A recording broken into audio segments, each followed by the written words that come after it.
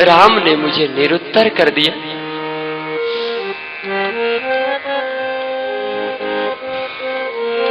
बेटा भरत, मेरी आंखों के सामने ये सारा अनर्थ हुआ है। मैं देखती रही, मैं कुछ कर नहीं सकी। मैंने सीता को बहुत समझाया, लक्ष्मण को भी समझाया, लेकिन वह भी नहीं माने, साथ में चले गए। बेटा भरत, अपने जीवन का वास्तविक फल तो तुम्हारे पिताश्री ने प्राप्त किया है, जिन्होंने राम के वियोग में अपने शरीर को त्याग दिया है। लेकिन मैं अभागिनी अभी तक जीवित हूं। मेरे नेत्रों का तारा, मेरे कलेजे का टुकड़ा, मेरा राम वन में चला गया है, फिर भी मेरे प्राण नहीं निकल रहे हैं। भरत जी महाराज कहते हैं, मां, इन सब का कारण मैं हूं। मेरे कारण आपको यह कष्ट मिल रहा है। मां,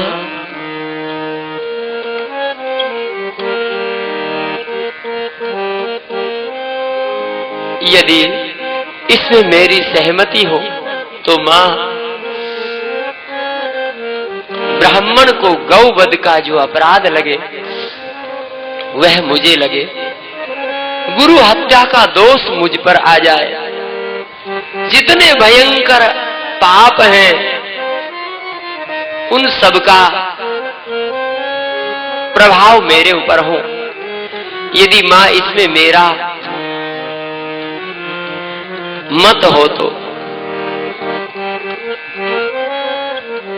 कौशल्या मां कहती है, बेटा,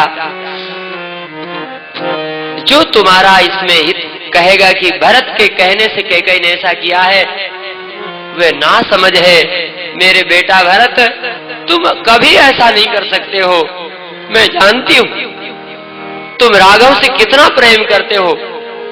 तुम स्वप्न में भी ऐसा सोच भी नहीं सकते।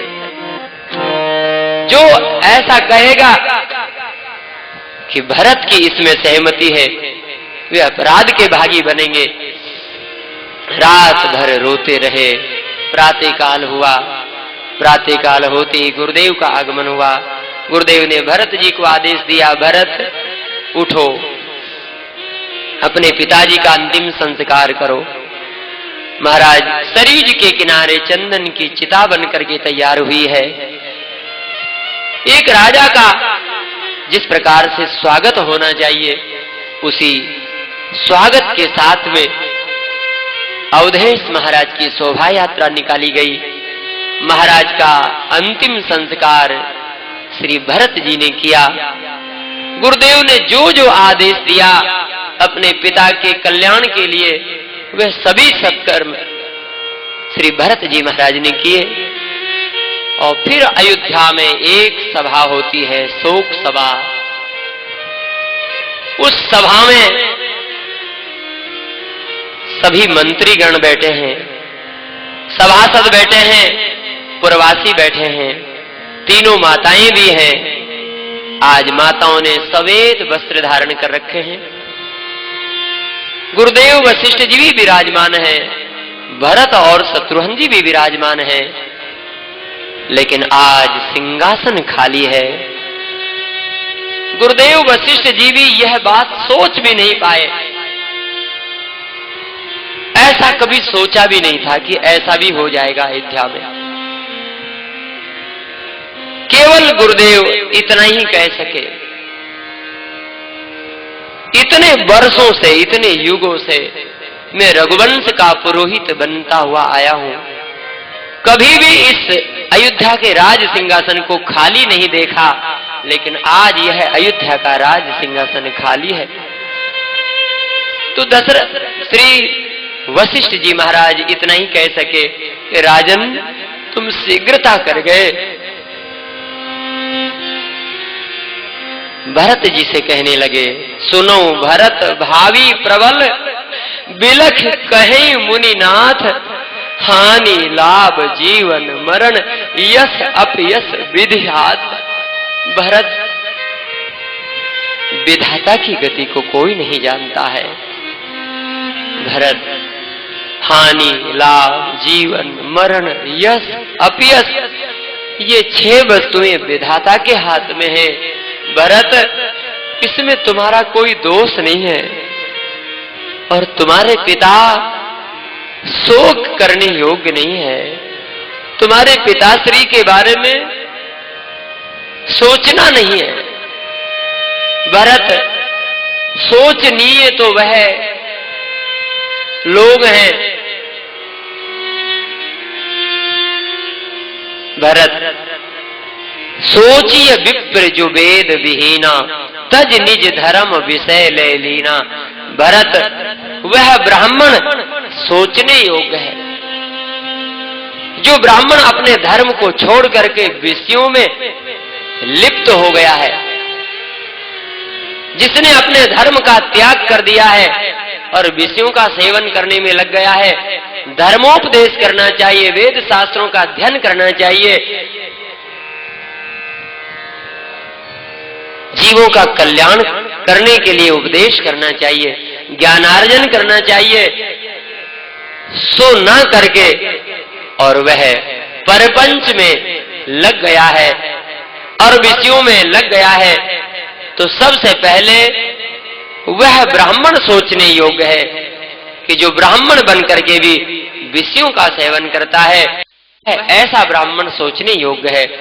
भरत, वह क्षत्रिय सोचने योग्य है। सोचिए नृपति जो नीति न जाना, जैसे प्रजा प्रिय प्राण समाना। वह राजा, वह क्षत्रिय सोचने योग्य है जो राजा होकर के अपनी प्रजा को संतान के समान उसकी सेवा नहीं करता है। वह राजा सोचने योग्य है कि इसकी अब क्या दशा होगी। सोचिए वैसे कृष्ण धर्मानु, जो न अति शिव भगत सुजानु। वह वैश्य सोचने योग्य है। वह वणिक, वह धनवान व्यक्ति सोचने योग्य है जो धनवान होकर के भी कृपणता को अपना करके बैठा है। द्वार पर आए हुए अतिथि का, संत का, ब्राह्मण का, गुरु का स्वागत नहीं करता है, सम्मान नहीं करता है। भगवान ने धन तो दिया है लेकिन अपने उस धन का सदुपयोग नहीं करता है, दुरुपयोग करता है, उपयोग करता है। तो धनवान व्यक्ति के बारे में सोचना पड़ेगा। वह वैश्य सोचने योग्य है जो धनवान होकर के भी अतिथि की सेवा नहीं करता है। अब इसकी क्या दशा होगी।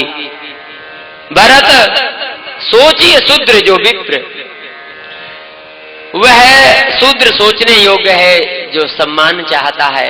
भगवान ने यदि शूद्र बना दिया है, सेवा करने के लिए बनाया है, तो सेवा ना करके वह यदि सेवा चाहता है अपने से बड़ों से, ब्राह्मण, क्षत्रिय, वैश्य आदि जो 3 वर्ण है, इन 3 वर्णों से अपनी सेवा करवाता है शूद्र बन करके, तो वह शूद्र सोचने योग्य है कि अब इसकी क्या दशा होगी। भरत, सोचिए पुनिपति वंचक नारी, कुटिल कलह प्रिय इच्छाचारी। वह नारी सोचने योग्य है जो अपने पति की सेवा नहीं करती है, अपने पति के साथ में कलह मचा करके रखती है, कुटिल है, दुर्भाव रखती है, छल करती है उनके साथ में, उन्हें धोखा देती है। बोले उस नारी के बारे में सोचना पड़ेगा कि अब इस नारी की क्या दशा होगी। भरत, सोचिए जति प्रपंच रथ। वह जति, वह साधु, वह सन्यासी, वह महात्मा सोचने योग्य है जो महात्मा बन करके, सन्यासी बन करके, जति बन करके और परपंच में लगा हुआ है। भगवान का भजन करना चाहिए, सो भगवान का भजन नहीं कर रहा है, ईंटा पत्थर आदि को जोड़ने में लगा है, धन को इकट्ठा करने में लगा है। उस साधु के बारे में, उस महात्मा के बारे में भी सोचना पड़ेगा कि अरे भगवान के लिए जब सब कुछ छोड़ दिया है, फिर हम परपंच में यदि लग गए हैं, तो सोचना पड़ेगा कि हमसे ज्यादा दुर्गति किसी की नहीं होगी। तो वे महात्मा, वे जति सोचने योग्य कि जति होकर के, सन्यासी होकर के, साधु बनकर के, महात्मा बनकर के भी भगवान का भजन नहीं किया है। सोचना पड़ेगा उसके बारे में कि इनकी क्या दशा होगी, कैसे कल्याण होगा।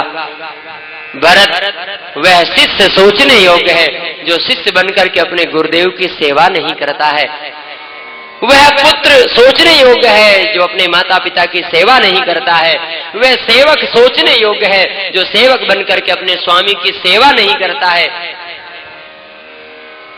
भरत, सब ये लोग तो एक एक प्रकार से सोचने योग्य हैं, लेकिन भरत सोचनीय सब विधि, सब प्रकार से तो वह व्यक्ति सोचने योग्य है जो भगवान का भजन नहीं करता है। भरत, तुम्हारे पिता के बारे में बिल्कुल नहीं सोचना है।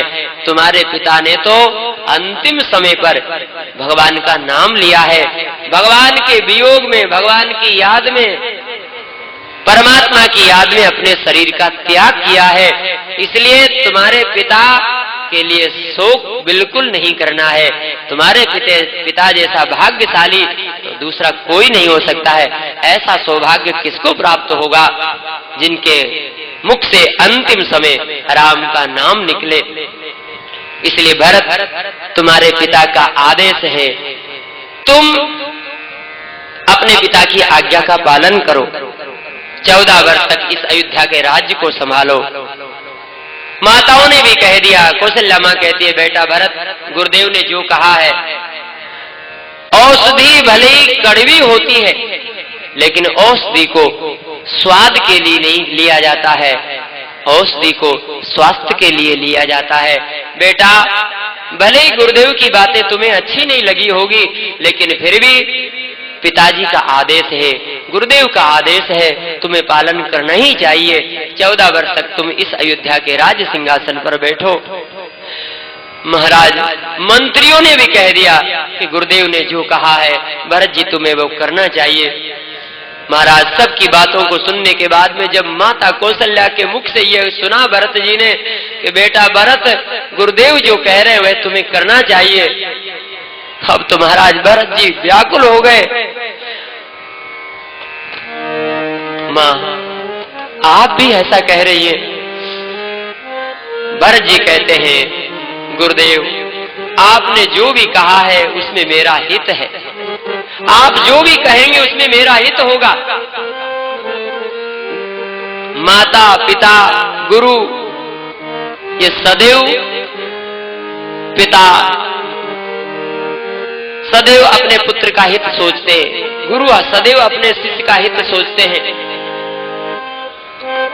तो आपने जो भी कहा है उसमें मेरा हित है, लेकिन गुरुदेव एक निवेदन है,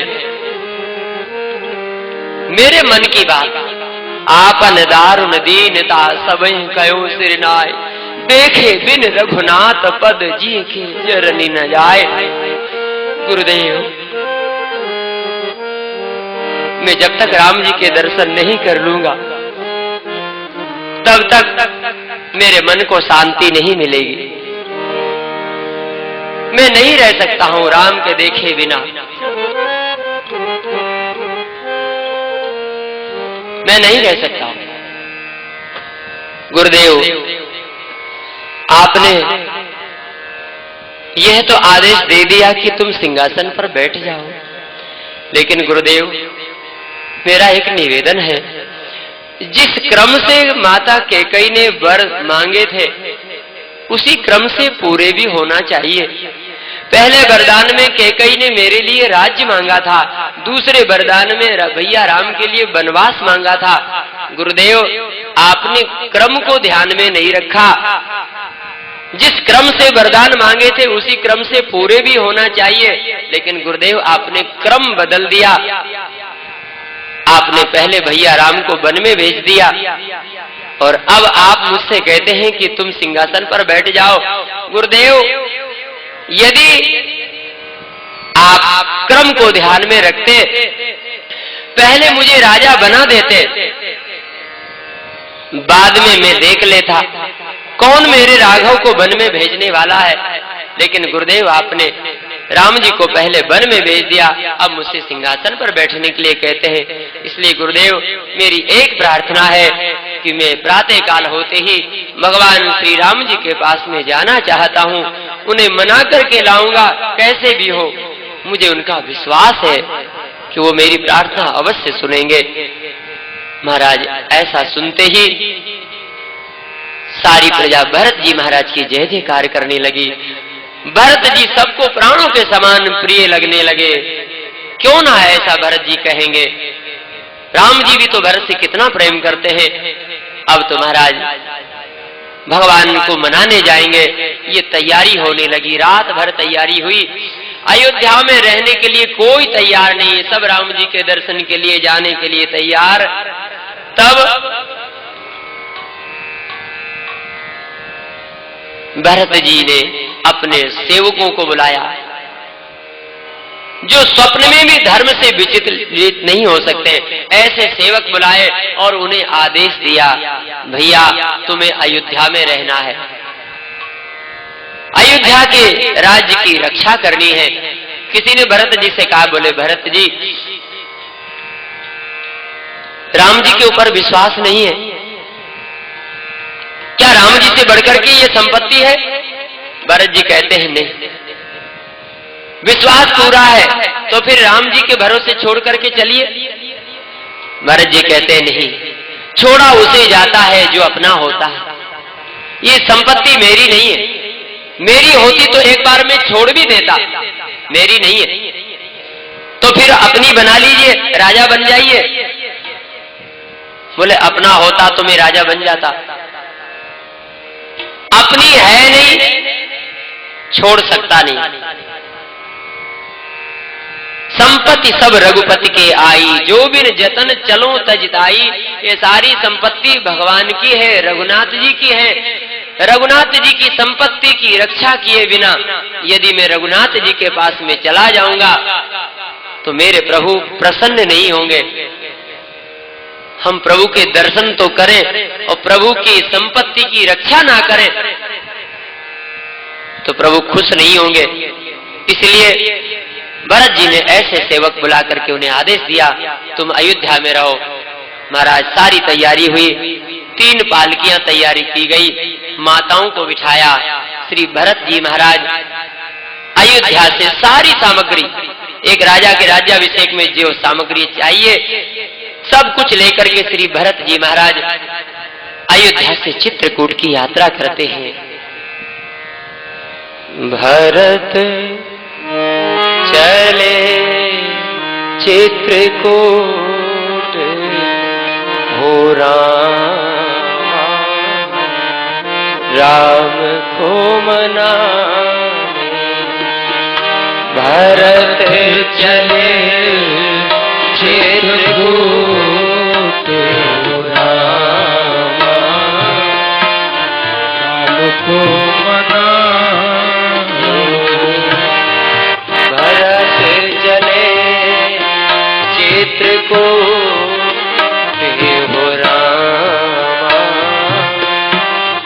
राम को मनाने। भरत चले चित्रकूट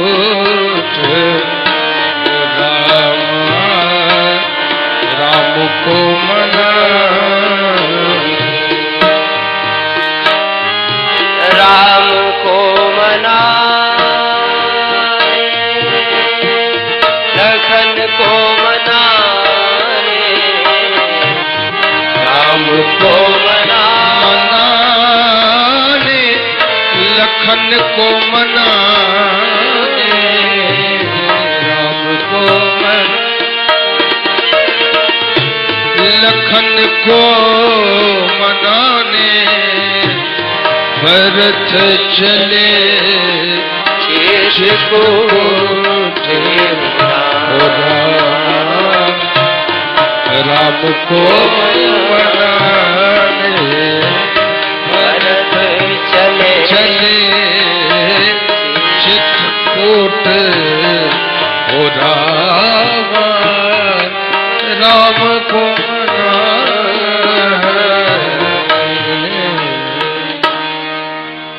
भरत जी महाराज पैदल चलने लगे। भरत जी के पैदल चलने से सभी लोग पैदल चलने लगे। सभी अपने अपने रथ से, हाथी से, घोड़े से नीचे उतरकर चलने लगे।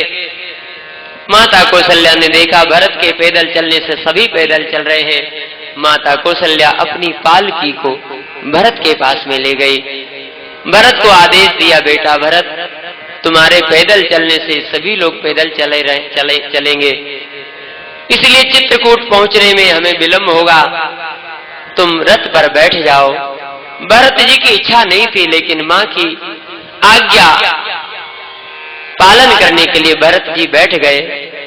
लेकिन जब श्रृंगवेरपुर पहुंचे, वहां तक रथ पर बैठे, उसके बाद में श्री भरत जी महाराज रथ पर नहीं बैठे। श्रृंगवेरपुर में भगवान के सखा निषाद को पता चला।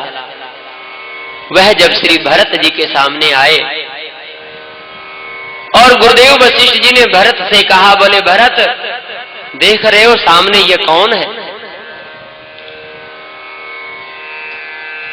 ये राम जी का सखा है जो तुम्हें प्रणाम कर रहा है। भरत जी ने देखा निषाद राज प्रणाम कर रहे हैं मुझे। राम सखा सुन स्यंदन त्यागा। भरत जी ने देखा, अरे राम जी का सखा मुझे प्रणाम कर रहा है, और मैं रथ के ऊपर तुरंत रथ से नीचे उतर गए। दौड़ करके निषाद राज को गले से लगाया और निषाद राज ने महाराज गुरुदेव को प्रणाम किया, तीनों माताओं को प्रणाम किया, समस्त अयोध्या वासियों का वंदन किया। एक रात्रि में भरत जी ने वहां विश्राम किया और तीनों माताओं की सेवा करने के बाद में भरत जी महाराज निषाद राज से कहते हैं, सखा, एक रात्रि प्रभु ने यहाँ विश्राम किया है, तो वह जगह मुझे बताओ कहाँ मेरे प्रभु ने विश्राम किया है। और निषाद राज भरत जी को लेकर के जाते उस जगह जहाँ अभी भी वह पत्तों की सैया बिछी हुई थी। निषाद राज ने उसको हटाया नहीं था।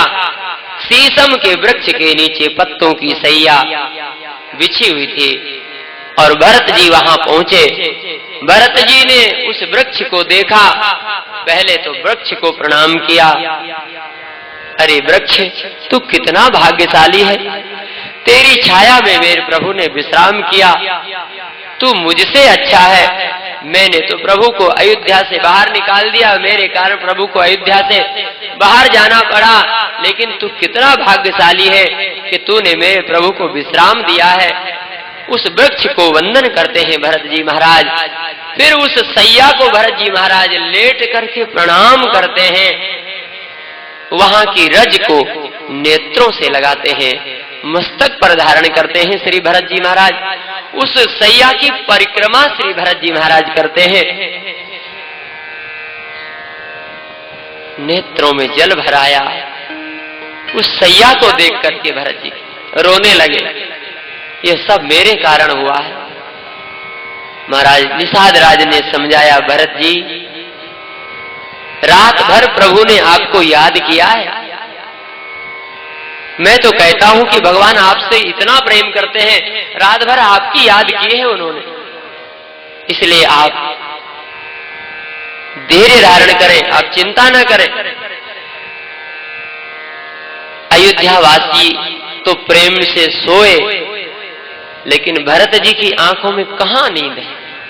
वह तो रात भर राम राम राम,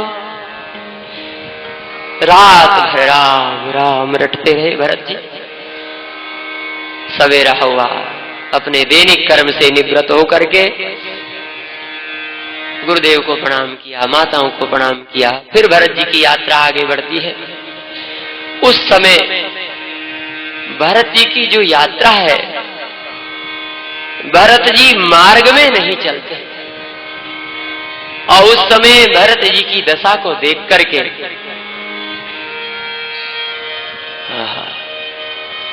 किए जाई छाया जलद सुखद भयई बर बात, जसमग भयो न राम कह तसभा भरतई जात।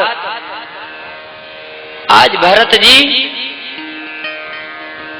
जब राम राम कहते हैं तो उनकी आंखों से आंसू की धारा बहने लगती है,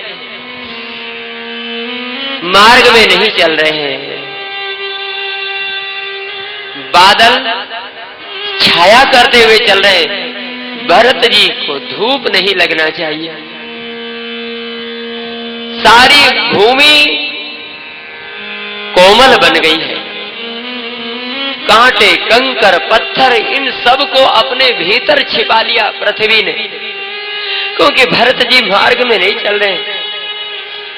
प्रभु ने आदेश दिया है, मेरा भरत आ रहा है, वह मार्ग में नहीं चल रहा है, उसे पता नहीं। इसलिए हे पृथ्वी देवी, मेरे भरत के चरणों में कांटे कंकर पत्थर नहीं चुभना चाहिए।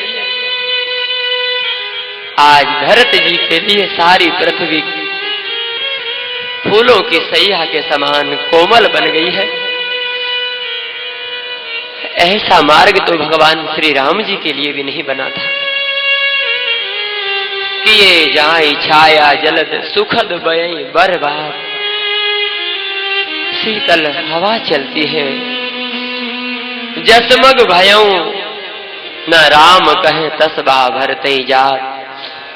भरत जी महाराज भरद्वाज जी के आश्रम में पहुंचे। यहां भरद्वाज जी से भरत जी मिलते हैं।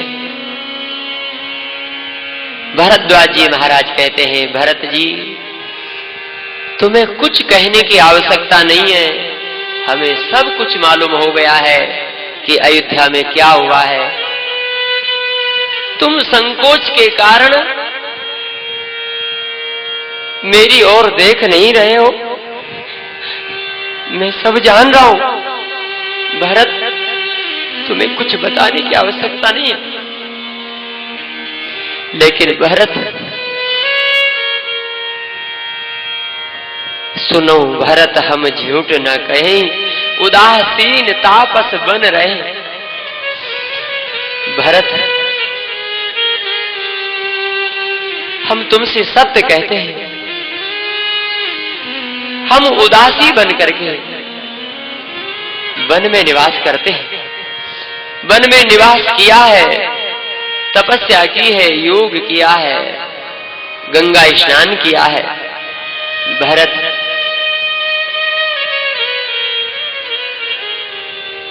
हम ये सोचते थे कि हमारी इस तपस्या का फल क्या मिलेगा, किस रूप में मिलेगा हमारे सत्कर्मों का फल हमें। लेकिन जब राम जी का दर्शन हुआ तो भरत मुझे लगा था कि मेरे सत्कर्मों का फल, मेरे त्याग का फल, मेरे भजन का फल, मेरे सत्संग का फल राम जी का दर्शन है। लेकिन भरत राम जी के जाने के बाद में एक विचार और आया था कि तपस्या का फल, सत्कर्म का फल तो राम जी का दर्शन मिला, लेकिन राम जी के दर्शनों का फल क्या होगा ये हमारी समझ में नहीं आ रहा था। लेकिन भरत आज तुम्हारे दर्शन करने के बाद में लगता है, भरत सब साधन कर सुफल सुहावा, लखन राम सिय दर्शन पावा, तेई फल कर फल दर्श तुम्हारा, सहित प्रयाग सुभाग हमारा। भरत राम जी के दर्शनों का फल तुम्हारा दर्शन है। भरत तुम तो साक्षात प्रेम की मूर्ति हो, प्रेम के अवतार हो। महाराज भरत जी महाराज ने जब त्रिवेणी का दर्शन किया और गंगा की श्वेत धारा, जमुना की वह श्याम वर्ण की धारा को देखा, भरत जी महाराज जमुना जी की धार को देख करके अपने प्रभु का स्वरूप याद आया। ओहो, भरत जी महाराज गंगा जी को प्रणाम करते हैं, जमुना जी को प्रणाम करते हैं। भरत जी कहते हैं, मांगो भीख त्याग निज धर्मु, आरत काह न करई कुकर्मु। हे गंगा मां, हे जमुना, वैसे मेरा मांगने का धर्म नहीं है, मैं क्षत्रिय हूं, मांग नहीं सकता हूं। और वैसे भी मैं रघुवंशी हूं, और गंगा और यमुना हमारे रघुवंश की बेटियां हैं। गंगा यमुना हमारे रघुवंश की बेटियां हैं। गंगा जी को भागीरथ जी महाराज लाए, यमुना सूर्य की पुत्री है, मैं सूर्यवंशी हूं, रघुवंशी हूं। तो बेटी से मांगा नहीं जाता है, लेकिन मैं क्या करूं? दुखी व्यक्ति क्या नहीं कर सकता है? आरत काह न करई कुकर्मु, मैं इस समय बहुत दुखी हूं, इसलिए मैं आपसे भीख मांग रहा हूं। भरत जी महाराज क्या मांग रहे हैं? तीर्थराज प्रयाग से धर्म नहीं, अर्थ नहीं, काम नहीं, मोक्ष नहीं। अर्थ न धर्म न काम रुचि, गति न चहु निर्वाण, जन्म जन्म रति राम पद यह वरदान न आन। भरत जी कहते हैं, सीता राम चरण रति मोरे, अनुदिन बढ़ही अनुग्रह तोरे। बस पंचम पुरुषार्थ प्रभु के चरणों में मेरा अनुराग बढ़ता रहे, यह श्री भरत जी महाराज मांगते हैं। क्या कहा जाए भरत जी का प्रेम। फिर भरत जी महाराज चित्रकूट पहुंचे। सामने से नहीं गए भरत जी महाराज, पीछे से गए। क्यों? मैं सामने जाने योग्य नहीं हो रहा। ये भरत कहीं ऐसा ना हो कि मेरे प्रभु मेरा नाम सुनकर के कहीं दूसरे स्थान को चले जाएं। भरत जी के चरण पीछे हट जाते हैं। जब ये सोचते हैं, कैकेयी की करनी को याद करते हैं, तो भरत जी के चरण पीछे हट जाते हैं। लेकिन जब भगवान के स्वभाव को याद करते हैं कि नहीं नहीं, मेरे प्रभु तो मुझसे बहुत प्रेम करते हैं, तो भरत जी के चरण आगे बढ़ जाते हैं। आहा, भरत जी पीछे से गए और भगवान के चरणों में प्रणाम किया। कहते हैं, भैया भैया भैया, मैं आ गया हूं आपकी शरण में, मैं आ गया।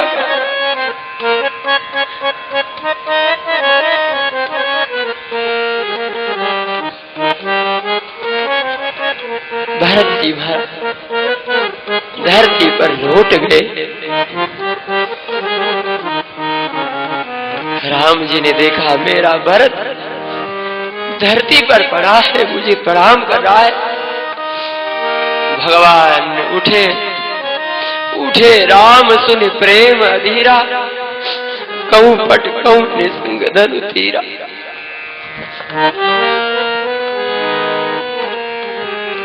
धनुष कहीं गिरा है, तरकस कहीं गिरा है, बाण कहीं गिरे हैं, पीतांबर कहीं गिरा है। भगवान ने भरत को दौड़ करके गले से लगा दिया।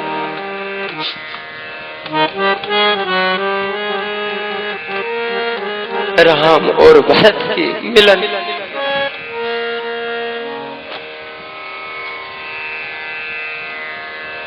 कोई पहचान नहीं सकता है कि इनमें कौन राम है, कौन भरत है, कोई पहचान नहीं सकता।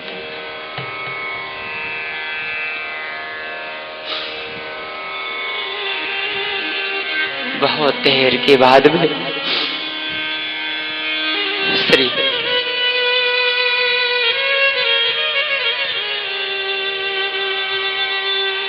भरत जी ने माता जानकी को प्रणाम किया।